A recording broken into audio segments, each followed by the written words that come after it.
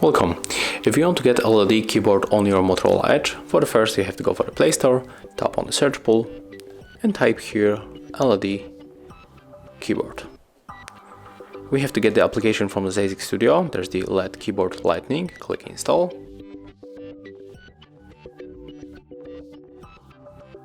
Let's open this application.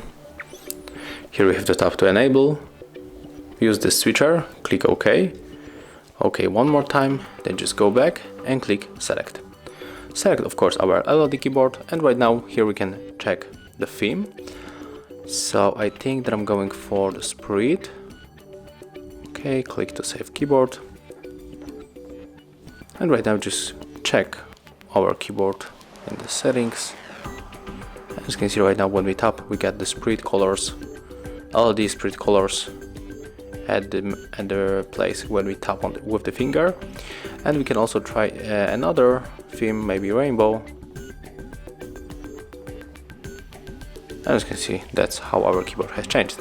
So that's how it looks. Thank you guys for watching. Leave thumbs ups, comments and subscribe to our channel. See ya!